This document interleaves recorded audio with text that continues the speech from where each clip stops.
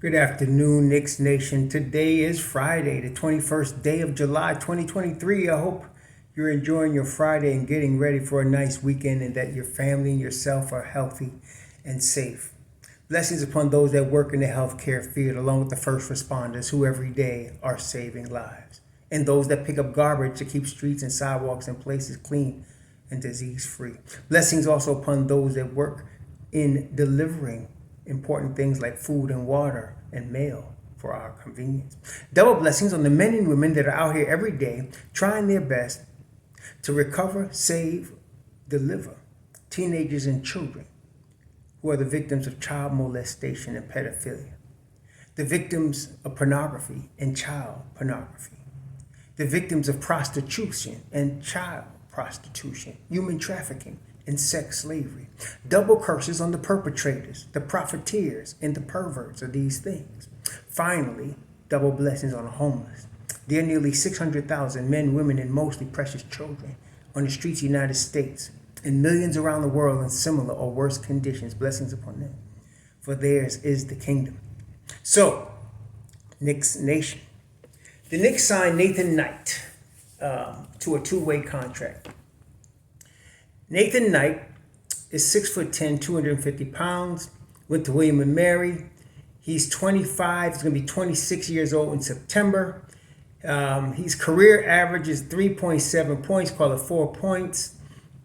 He shoots from the three-point line for a career 27%, 74% from the free throw line. He shoots 48% from the field. Now last year, he appeared in 38 games. He shot 36% from the three, 68% from the free throw line, 57% from the field.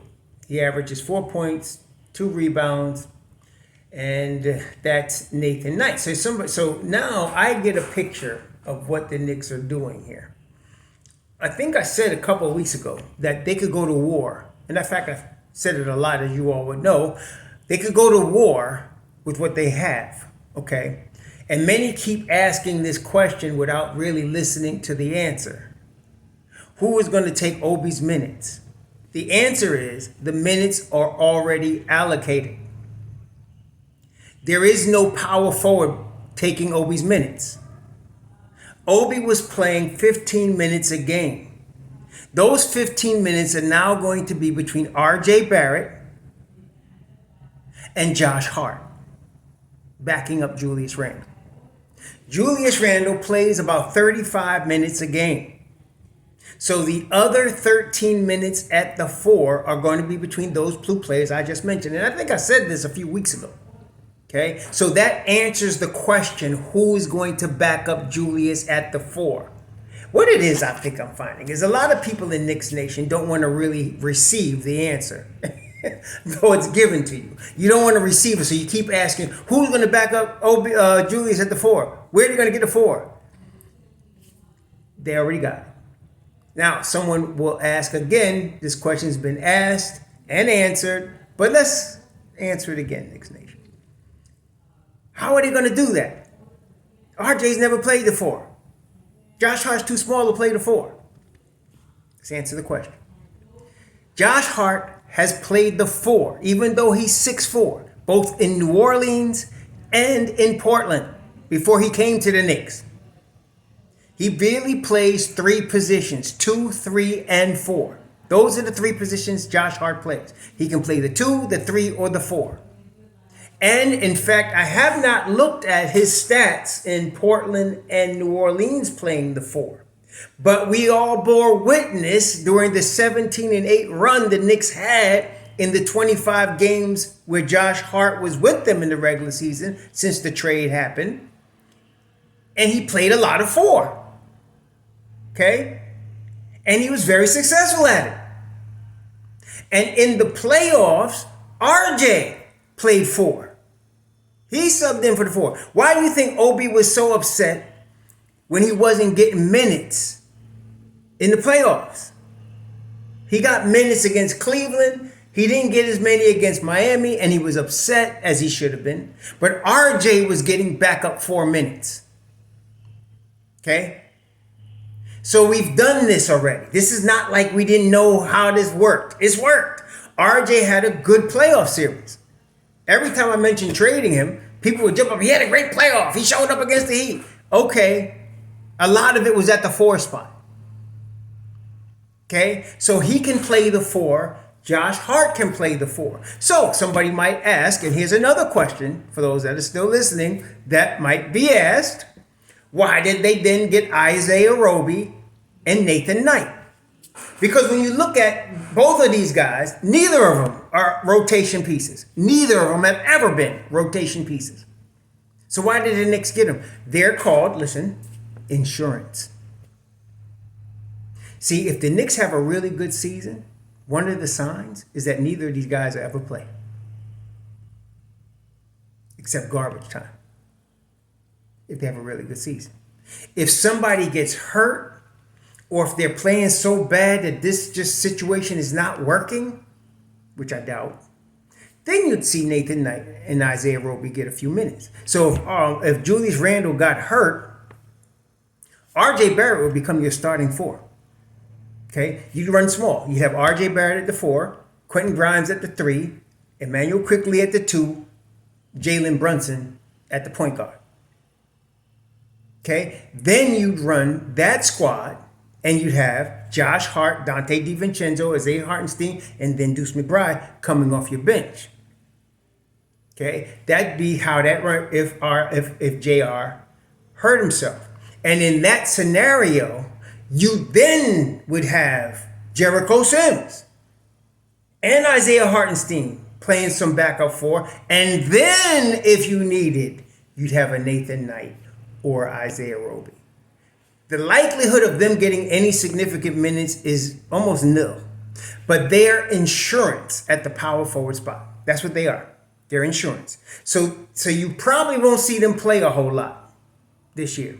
They signed Nathan Knight to a 2-way contract, which means he can play 50 games with the Knicks in the regular team. They don't intend. This guy is going to be, he's 25, he's going to be 26. He's in his prime. They're not going to be having him play a lot of minutes. At this stage, if he hasn't developed anything, this is what he is. Same with Isaiah Roby. So they're insurance. That's what they are. They're insurance. Okay? That's what they are.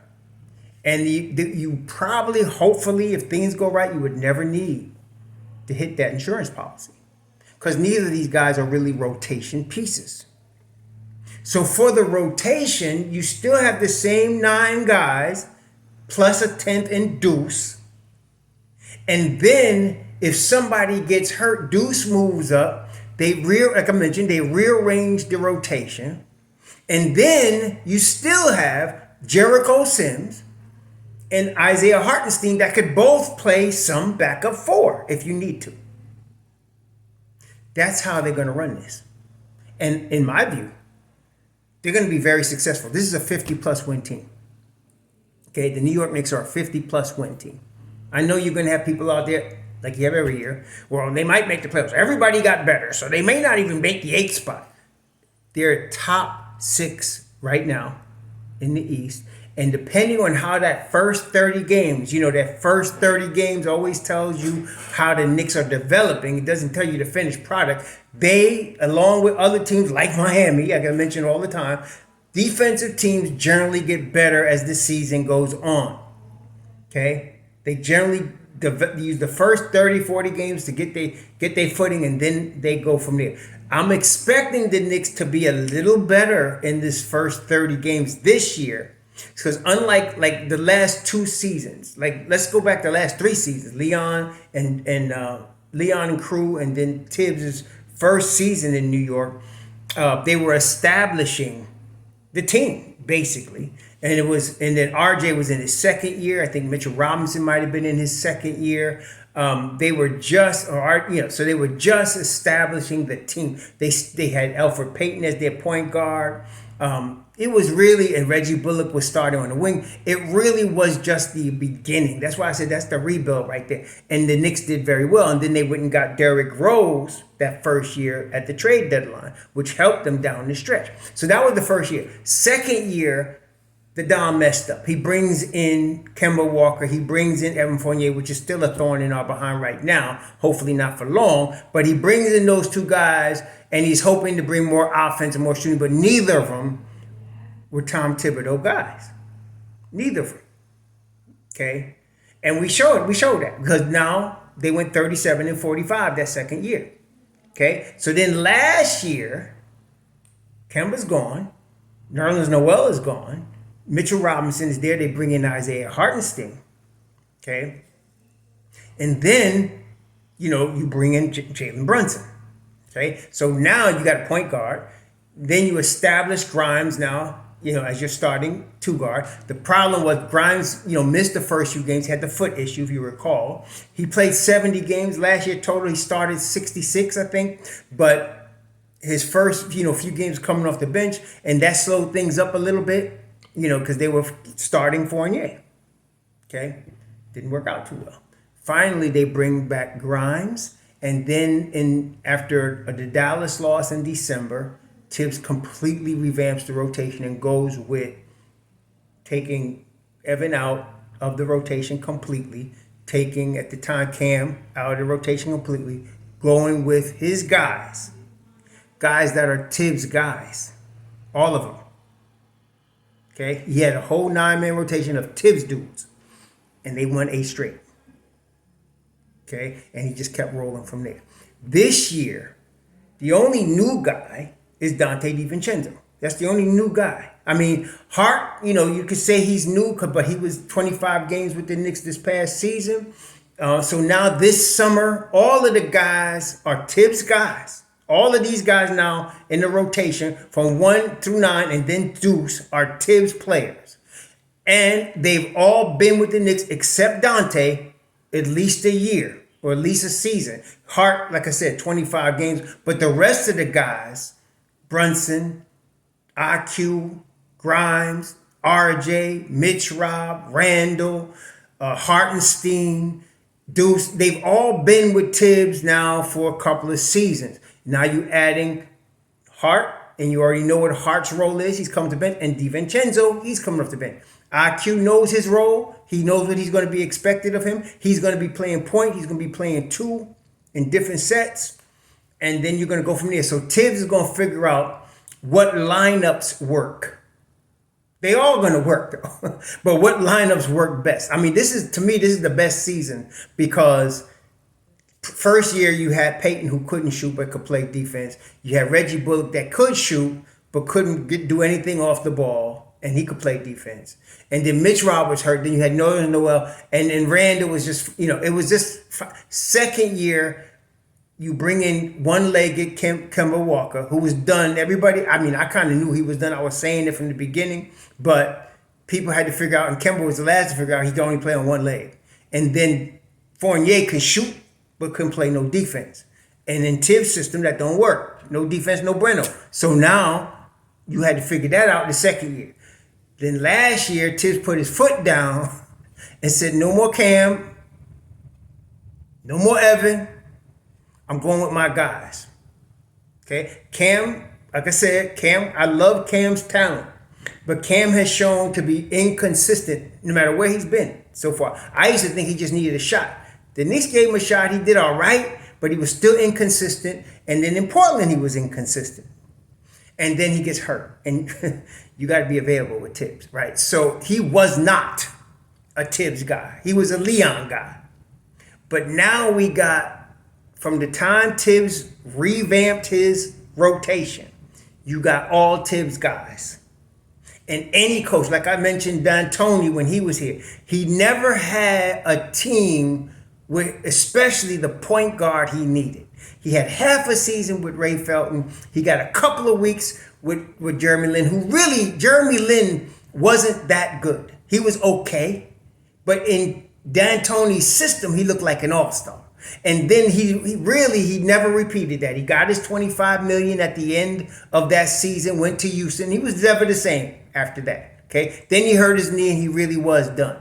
But the point was, D'Antoni needed an available, ready point guard.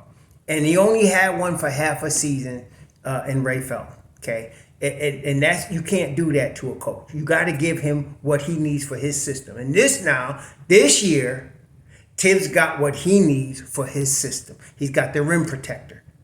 Okay. He's got the stud at the 4 spot. I mean, you may not like Julius Randle, but he's all NBA. You got to respect that. People that say don't mean nothing, I don't respect y'all. I like Obi better than Randle, but I respect Randle because you can't take away the fact that he's a 2-time all NBA player. Okay? So, and then some fools disrespect the OG Anunoby. OG, how much better is he? He's an all NBA defender. Top 15 in the NBA, top 5 defender. Led the league in steals last year.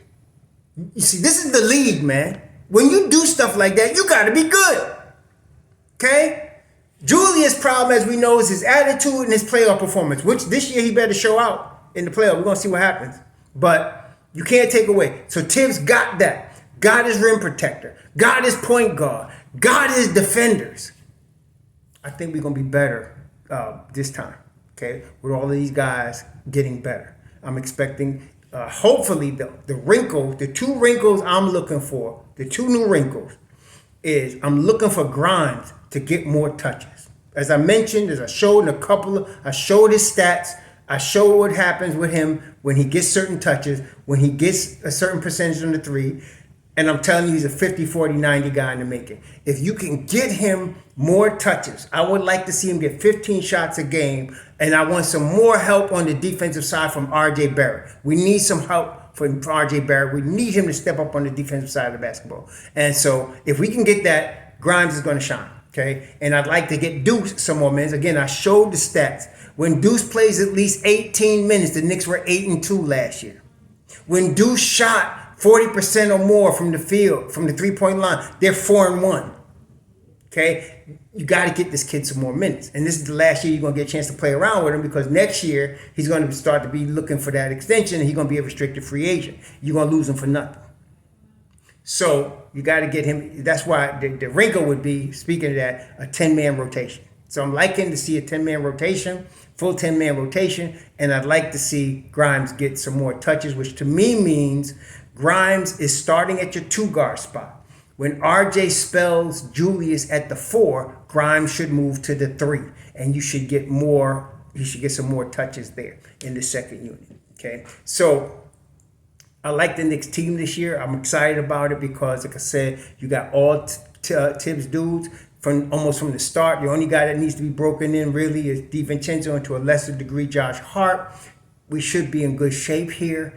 I'm not even really expecting Josh Hart to play a lot of 4 unless RJ is in foul trouble or hurt. I'm expecting RJ to get those 12, 13 minutes at the backup 4. And that means to me that you're going to have Grimes out there at the 3 spot for at least a couple minutes a game, maybe 5, 6 minutes a game, aside from his starting role, where he should be getting probably 24, 25 minutes at the 2 spot. Give him another 5 minutes at the 3 spot, which I think is entirely possible, with Tibbs. And I think you're going to see some things. Because what's going to happen now, if you get some defense out there, which I like with DiVincenzo and Hart, and you add Grimes to that. So now you're going to have some defensive players, especially when you guys, I mentioned, when you put IQ and Grimes together, you're going to have something. You're going to have something. Don't let Deuce get some minutes at the point guard with them 2 out there, because now your whole defensive lineup is tight. Okay? So I'm excited. I'm expecting this first 30 games to be a little bit of an easier transition as Thibodeau figures out who his lineup is going to be. You're going to have backup RJ at the 4, and behind him you're going to have Josh Hart. That's going to be your situation, y'all. Get used to that. It's going to be good. Don't worry about it. It's been done before. So it's not surprise. It's not a big experiment. This has been done before. So you're going to have that. And if somebody gets hurt, you got these 2 gentlemen, Knight and Roby and Jeffries. I really like to see Jeffries get some minutes. I just don't see how it's going to happen because there is no minutes to allocate. Like, some people were still crying, well, Tibbs could have put Fournier in there for a couple of minutes. No, he could not. Fournier could not guard his shadow. Okay? And he was a good shooter, but this is the problem. He couldn't really come off the bench and shoot. He's a rhythm shooter that needs to be out there for a while to get a rhythm to shoot. And while he's getting his rhythm, he's giving up points because he can't play no defense. So no, there's a 9-man rotation and there's no room for a guy like that. So no, he couldn't give him any minutes. Not in the playoffs. No, he wouldn't have helped us against the Heat. He'd have got done up by Max Strus. So, no, he needs to be moved. And I'm hoping they move Frenchie as soon as possible. But the Knicks want that $19 million. That $19 million represents cap space next summer. Okay, that's why they in a hurry to move him. If they find the right deal, they'll move him. I'm looking for him to get moved to the Spurs. For a lot of reasons, there's Victor Wembanyama. He get minutes. He'd probably start at the 2 guard there in front of Branham, and so he would be happy. He gets $19 million. He gets to play. Blah blah blah blah blah blah. I wouldn't want nothing back, but draft compensation. That's it. And the Dons ain't taking no shorts. Either he's gonna get it or he's gonna hold on Frenchie and sit his behind down at the end of the bench and tell him to shut up. Or tell him don't even come back to the team. You can just get paid, stay home. They'll do that, okay? Because that $19 million is this expiring deal. And it's very good for the Knicks to use that money next year, especially when you got Quickly's extension coming up. You got to pay him an extension. There's Josh Hart's extension, but that's going to be basically a small percentage over what he was making before. So in other words, if he's making $13 million this year, he might make $5 million more. For his extension. So that's $5 million you got to cover. But then with Quick doesn't go from like 20, go from like 4 million to like 20 million. So you got to make up 16 million in his case. That's why we're not worried about, the Frenchie. Just want to keep his mouth shut, stay out of the locker room, don't mess with nobody, okay? Until he can get him to San Antonio, wherever. Otherwise, this is the squad we going to war with. I'm very happy with it. I don't need no more trades. We good. Y'all enjoy your weekend. Sure.